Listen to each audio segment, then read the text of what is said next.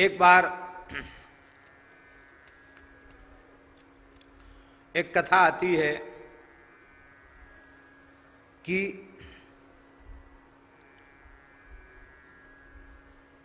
एक भगवान शिव का बड़ा अनन्य भक्त था।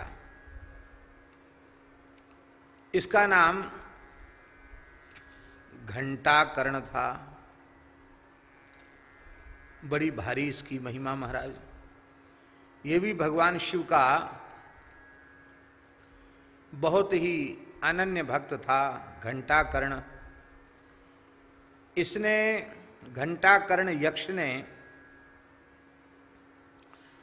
अपने दोनों कानों में 2 घंटा बांध रखे थे। बड़ा विशालकाय यक्ष था। उसके कान में घंटा लटकते रहते थे, इसलिए उसका नाम ही पड़ गया घंटाकर्ण। आप लोग कहेंगे घंटा काहे के लिए लटका के रखता था? महाराज वो इतना अनन्य भक्त था शिव जी का कि राम कृष्ण नारायण का नाम भी कान में न चला जाए, किसी अन्य देवी देवता का नाम भी कान में न चला जाए, इसके लिए घंटा लटका के रखता था। कहीं कीर्तन हैरव हुए, कथा हैरव हुए तो ऐसे ऐसे चलता था, जिसमें खूब घंटा जोर जोर के बजें, उनकी कथा में विक्षेप होए तो होए, हमारी निष्ठा बनी रहे, हमारे कान में शब्द न जावें। ऐसा महाराज विचित्र था वो। इसने भगवान शिव की उपासना की और भगवान शिव की इसकी अनन्य भक्ति पर रीझ गए। प्रकट होकर भगवान शिव ने दर्शन दिया। इसके नाम से स्वयंभू लिंग प्रकट हुआ काशी में, जिनका नाम है श्री कर्ण घंटेश्वर महादेव।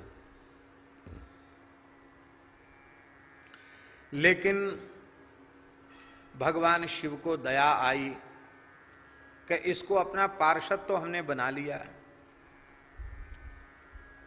पर इसको भगवान विष्णु के प्रति, रामकृष्ण के प्रति जो इसके मन में भाव नहीं है, कैसे जगे? क्योंकि शंकर जी तो परम भागवत हैं। तो उन्होंने बड़ी विचित्र लीला रची। एक दिन ये घंटाकर्ण भगवान शिव से बोला, महाराज आपकी कृपा से सारी रिद्धि सिद्धि सब कुछ प्राप्त हो गई है, आपने अपना प्रिय सेवक मुझे बना लिया है। अब तो हमें ऐसा ज्ञान दे दीजिए कि मैं मुक्त हो जाऊं। शंकर जी तो मोक्ष दे सकते थे। अरे काशी में मोक्ष सबको देते ही हैं, तो सबको देते तो अपने सेवक को मोक्ष नहीं दे सकते थे? पर उन्होंने कहा, भाई देखो जो कुछ हमारे पास था सो तो हमने तुमको दे दिया, अब मोक्ष तो तुमको नारायण भगवान के पास ही मिलेगा।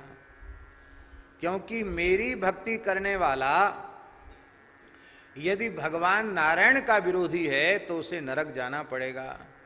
हाँ, उसका मोक्ष नहीं होगा।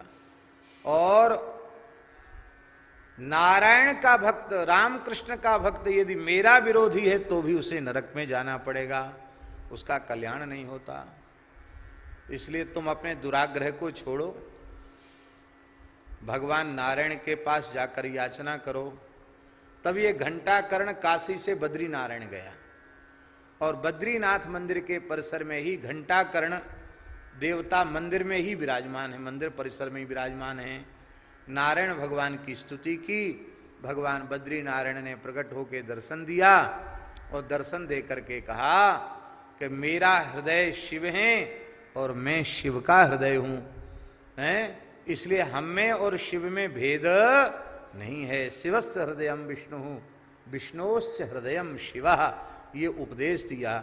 और फिर तो घंटाकर्ण शिव जी का पार्षद तो है ही है, बद्रीनाथ भगवान ने अपना भी उसको पार्षद बना लिया। तुम यहाँ के क्षेत्रपाल हुए। तो घंटाकर्ण उत्तराखंड का देवता है और बद्रीनाथ भगवान का नित्य चरणामृत प्रसाद पहले उसी को मिलता है, इतना भाग्यशाली है। तो ये भी पुराणों में कथा आती है। अब कितनी बढ़िया कथा है कि इसमें शिव विष्णु शैव वैष्णव विद्रोह, वो विद्रोह ही समाप्त हो जाता है।